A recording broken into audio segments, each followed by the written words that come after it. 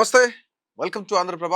నేను మీ వసంత్. కాకినాడ జిల్లా తుని పరిసర ప్రాంతాల్లో ఒక 15 రోజులుగా ఒక చిన్న పాప మిస్ అయింది. ఆ పాప గురించి 15 రోజుల నుంచి గాలింపు చర్యలు చేపడతా ఉన్నారు. ఇప్పుడు రాష్ట్ర వ్యాప్తంగా కూడా తీవ్ర కలకలం రేపుతున్నాయి. ఎందుకంటే 15 రోజులైనా సరే పాప ఇంకా దొరకలేదు. అసలు పాప ఏమైంది? ఎవరైనా కిడ్నాప్ చేశారా? అడవి మృగాలు ఏమన్నా దాడి చేశాయా? పాప కనిపించకపోవడానికి కారణం ఏంటి? ఎవరైనా క్షుద్ర పూజల కోసం పాపను తీసుకెళ్లారా? ఇప్పుడు ప్రతి చర్చ ఇదే జరుగుతోంది. ఏ ఇద్దరు మాట్లాడుకున్నా చిన్నారి జాహ్నవి గురించే. కంటికి రెప్పలా చూసుకోవాల్సిన కన్న కూతురు 3 ఏళ్ల పసికందు జాహ్నవి అకస్మాత్తుగా మాయమై 2 వారాలు గడుస్తున్నా ఇప్పటికీ కూడా ఆమె ఆచూకీ లభించకపోవడం స్థానికులను తీవ్ర దిగ్భ్రాంతికి గురి చేస్తా ఉంది. పాప అసలు ఏమైంది? అడవి వైపు వెళ్ళిందా? లేక ఎవరైనా దుర్మార్గులు కిడ్నాప్ చేశారా? అనే ప్రశ్నలు అనేకమైనవి ఇప్పుడు అందరినీ వేధిస్తున్నాయి. ఇవి మిస్టరీని ఛేదించేందుకు పోలీసులు రంగంలోకి దిగారు. ముఖ్యంగా ఇక్కడ పోలీసులు రంగంలోకి దిగడమే కాకుండా సాధారణంగా సినిమాల్లో చూసే తరహాలో అత్యంత వినూత్నమైన పద్ధతుల్లో దర్యాప్తు కూడా కొనసాగిస్తా ఉన్నారు. అయితే ముఖ్యంగా ఇక్కడ 15 రోజులు అవుతున్నా సరే పాప ఇంకా కనిపించలేదు. అసలు ఏమైంది? తల్లిదండ్రుల ఘోష అంతా ఇంత కాదు. ప్రస్తుతం ఈ కేసు దర్యాప్తును ఏలూరు రేంజ్ ఐజీ అశోక్ కుమార్ స్వయంగా పర్యవేక్షిస్తున్నారు. ఆయన ఆదేశాలతోనే స్పెషల్ క్రైమ్ బ్రాంచ్ పోలీసులు రంగంలోకి దిగి ఘటనా స్థలమైన ముఖ్యంగా ఇక్కడ పామ్ ఆయిల్ ఏదైతే ఉందో ఆ ఏరియా మరియు జీడి మామిడి తోటల పరిసరాలను జల్లెడ పడుతున్నారు. ఇప్పటికే దాదాపుగా 200 మందికి పైగా పోలీసుల సిబ్బంది 12 ప్రత్యేక బృందాలుగా విడిపోయి గాలిస్తుండగా కేసు తీవ్రతను బట్టి అదనంగా మరో 4 ప్రత్యేక బృందాలను కూడా రంగంలోకి దించాలని చెప్పేసి ఎస్డిఆర్ఎఫ్ బృందాలు కూడా రంగంలోకి దిగి అంగుళం అంగుళం వెతుకుతున్నాయి. దట్టమైన పొదలు. సో ఇక్కడ చూసుకుంటే నిర్మానుష ప్రాంతాలు కూడా ఉన్నప్పటికీ ఎక్కడా కూడా చిన్నారి జాడ కనిపించకపోవడంతో పోలీసులకు ఈ కేసు ఒక సవాల్గా మారింది. ఎందుకు ఈ కేసు సవాల్గా మారిందంటే ఈ గాలింపు చర్యల్లో పోలీసులు అవలంబించిన ఒక వినూత్న వ్యూహం ఇప్పుడు అందరి దృష్టిని కూడా ఆకర్షిస్తోంది.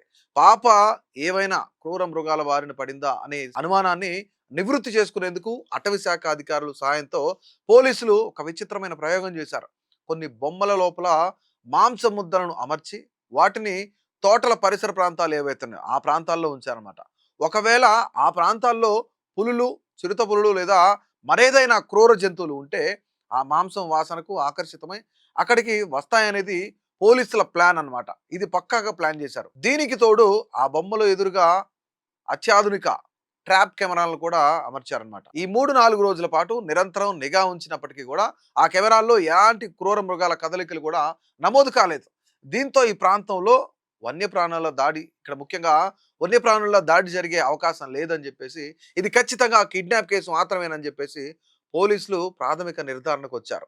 ఈ కేసులోని కిడ్నాప్ కోణాన్ని బలపరుస్తున్న మరో కీలకమైన ఆధారంతో పాటు ఉన్న 2 పెంపుడు కుక్కలు ఏదైతే ముఖ్యంగా ఇక్కడ చిన్నారి మిస్ అయిన కేవలం అరగంటలోనే కుటుంబ సభ్యులు వెతకడం ప్రారంభించారనమాట. అయితే ఆ సమయంలో తోటలోనే ఉండాల్సిన కుక్క ఘటన జరిగిన గంట తర్వాత అంటే దాదాపుగా 1 గంట ప్రాంతంలో స్థానిక వినాయకుడి గుడి వద్ద కనిపించిందనమాట. ఈ కొండ చివరి నుంచి నడుచుకుంటూ వెళ్తే నేరుగా ఆ టెంపుల్ రోడ్డుకు చేరుకోవచ్చు. మధ్యాహ్నం వేళ ఆ ప్రాంతం పూర్తిగా నిర్మానుషంగా ఉంటుంది కాబట్టి ఎవరో గుర్తు తెలియని వ్యక్తులు పాపను ఒంటరిగా చూసి కిడ్నాప్ చేసి ఉండొచ్చు అని చెప్పేసి అంటే ఎత్తుకెళ్లారని ఆ సమయంలో కుక్క వారిని వెంబడించడంతో అది గుడి వరకు వచ్చి ఉంటుందని చెప్పేసి భావిస్తున్నారు.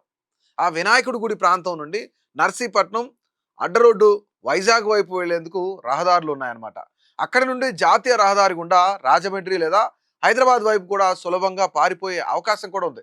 దీంతో పోలీసులు నర్సీపట్నం వైజాగ్ హైవేలపై ఉన్న అన్ని సీసీటీవీ ఫుటేజ్లను కూడా స్వాధీనం చేసుకుని క్షుణ్ణంగా పరిశీలిస్తా ఉన్నారు. అనుమానితుల కదలికలపైన నిఘా పెట్టారన్నమాట. మరోవైపు కన్నబిడ్డ కోసం తల్లిదండ్రులు కన్నీరు మున్నీరు అవుతున్నారు. ఇన్ని రోజులు గడుస్తున్నా కనీసం ఎలాంటి ఆధారాలు లభించకపోయినా తన కూతురు జాహ్నవి ఖచ్చితంగా బ్రతికే ఉందనే గట్టి నమ్మకంతో ఉన్నాడు తండ్రి గణేష్. నా బిడ్డ ఎక్కడో ఒక చోట క్షేమంగానే ఉంది.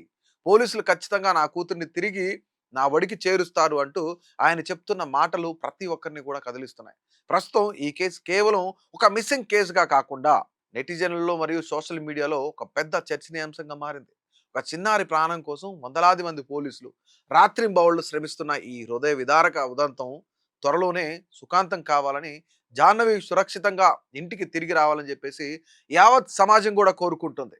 సో ముఖ్యంగా అసలు జాహ్నవికి ఏమైంది? నిజంగానే ఎవరైనా ఎత్తుకెళ్లారా? ఏదైనా జరిగి ఉంటుందా అనే అనుమానాలు చాలా పెద్ద ఎత్తున రేకెత్తిస్తున్నాయి. అసలు ఈ జాహ్నవి కేసు గురించి ఓవరాల్‌గా మీరేమనుకుంటున్నారు? మీ అభిప్రాయాన్ని అయితే తప్పకుండా తెలియజేయండి.